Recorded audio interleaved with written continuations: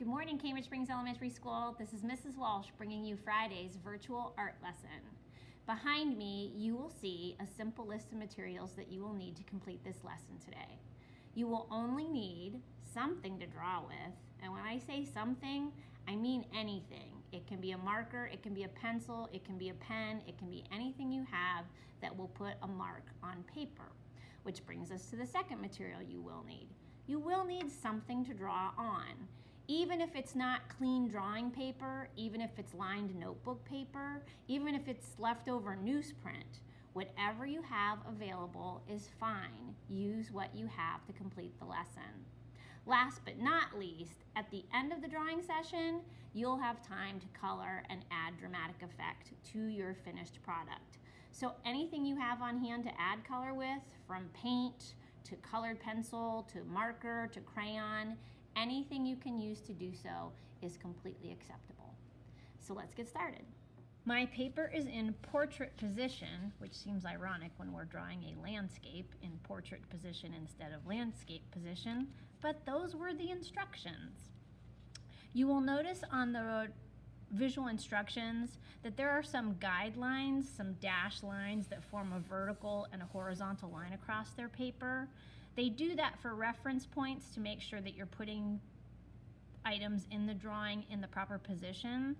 So if it helps you, you can fold your paper in half side to side and also from bottom to top, because that gives you reference points for where the middle of the paper is. In the visual instructions, the first step is to draw 5 diagonal lines across this paper in different directions.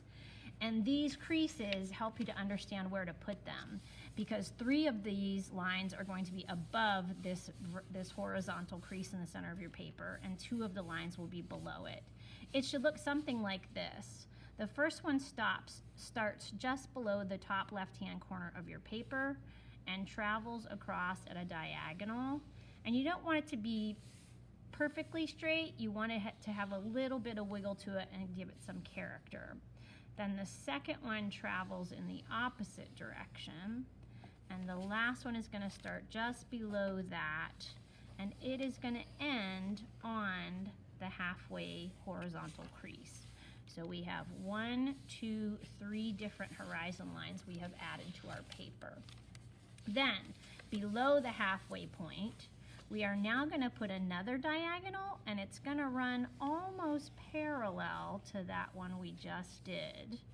And then we have one final one that starts below that one and ends just before the corner at the bottom in the left-hand side of your paper. Then we want to move up and be working underneath the second line you drew and above the third. We're going to start by sketching a little sailboat in here.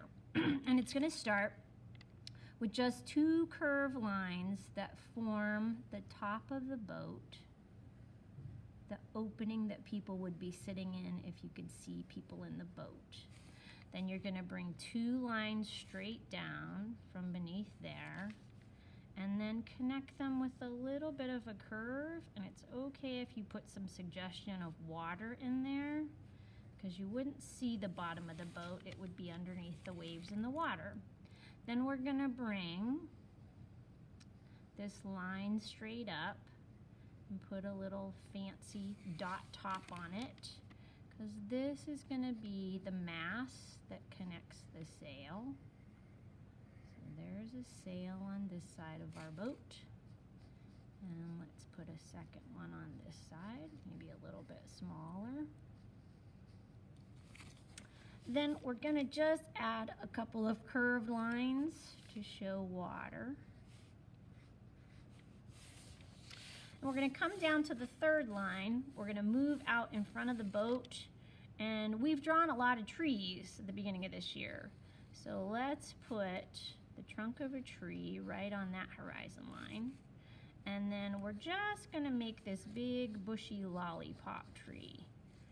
I add these sketchy lines, and if you can see that wave through my tree, well, that's what they make erasers for, so it's okay if you end up making a couple of little mistakes visually.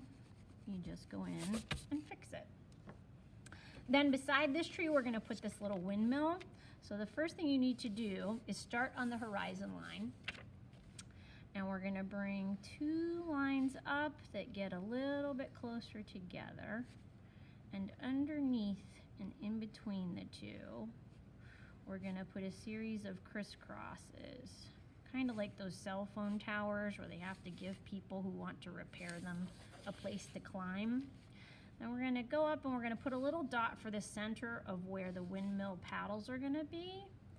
And then to draw your paddles, it's just these skinny little triangles, spaced out pretty equally. I think the drawing either required 5 or 6 of them. So I think I did 5. Looks pretty good. And then you can connect those in the center. And then you can bring this up so that it looks like it is a part of the whole thing. And you can continue those X's up for your little windmill. Now we can add some more suggestions of water around those areas. Now, we are going to go above the sailboat. We have that horizon line. You have a pretty good area of space from where the sailboat is off the left-hand side of your paper. We're gonna put a series of pine trees up here. We would call this the background because it's the furthest away, other than the sky above this. And when we drew our spooky trees, I told you to really loosen up your grip on your pencil to make kind of like lightning bolt scribbles. And that's all I am doing to draw these little pine trees, is letting the shape, you know, the overall shape of the pine tree is a triangle. So I wiggle some scribbles back and forth and connect at the bottom with the same technique. Bring a little trunk below it and give it that root wiggle at the bottom of that. And then I'm gonna do one more, maybe little baby one right here. Just a teeny tiny one. Little trunk at the bottom. Let's go next to our skyline above that. We're gonna put some puffy clouds up here. And the nice thing is the puffy clouds are gonna start with a straight line, but above that straight line is where you just wanna make these big, billowy suggestions of beautiful summer sunny day clouds. Not at all like what we have outside today, but hopefully we'll get back to that better weather. And let's do a second big, puffy, happy, summery cloud next to that one. Just that nice flat bottom and a puff above. Now, we've got to get into some house details below this. So now, those 2 lines that were almost parallel, this is where we're going to draw a couple of houses. We're going to start below the sailboat and a little bit more to the left. You're going to start with the front corner of this house, and it's just a straight line up. Travel towards the sailboat, towards the right side of your paper, and bring another straight line up and stop it at the same height as that first one. And then for the front of the house, we need a third one over here, and you'll notice the distance between here and here is wider than the distance between here and here. We're gonna connect these 2 front ones with a straight line. We are not gonna connect these 2 side ones. We're gonna bring the roof line up into a triangle and close it off this side. Then you go to the top of the triangle and you want to stay parallel to this line.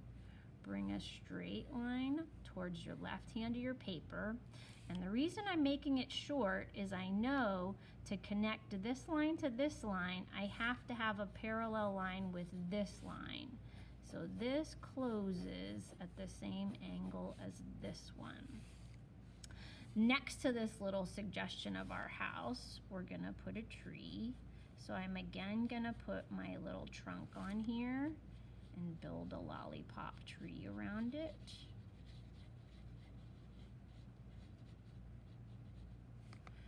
And next to that, the visual instructions show you a little car down here. So I'm going to start with the wheels on this horizon line. And then I'm going to bring straight lines for where the bottom of the car would be. We'll bring the trunk up. We'll bring the front of the car up. And then you need a taller area for people. And they don't show a lot of detail with this. They just have the outlines of some of these things suggested.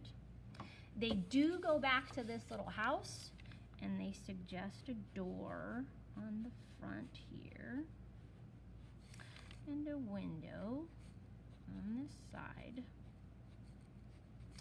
And then we come down to this bottom horizon line, and we have 3 buildings to put in here and a silo. So you got to be careful you don't squish yourself to one side and run out of space for this. I'm going to start over here to the right of the car, and the first building starts like we did this one. We bring a straight line up. We bring a straight line up the same height, and we bring a third one that's a little further away from that middle one. Bring a straight line across to close the top. Bring an angle up and connect for the roof line.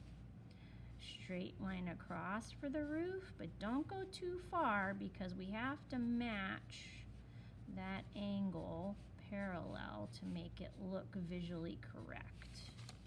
Then we're gonna come next to there, and they want kind of a skinnier little building here, but we build the same way. 2 straight lines, they end the same height. A third one further away. These 2 are closer, these 2 are further away. Close the front with a straight line, close the side with a triangle. Bring a straight line over, but you've got to connect with a parallel angled line.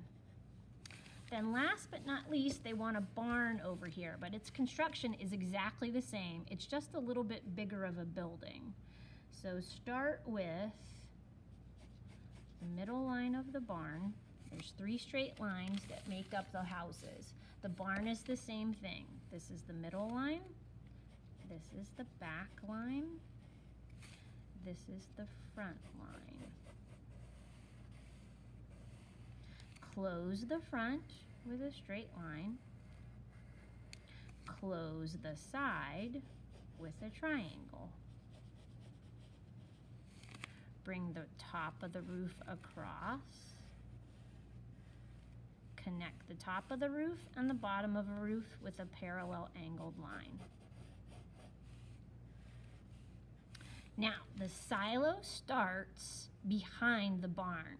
So you want to come about halfway up the back of the roof with a straight line. We're going to bump that straight line out a tiny bit towards the left-hand edge and bring a kind of short, long triangle out for the roof of the silo. Bring the other side down, bring that bump in, and bring a parallel straight line down. And then close the top of the silo by connecting those bumps at the top. Now, couple of details.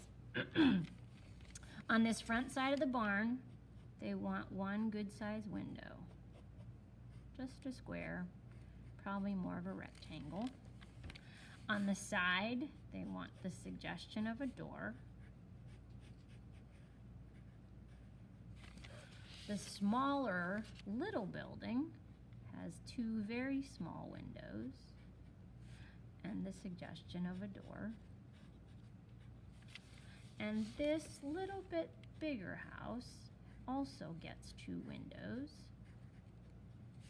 and the suggestion of a door.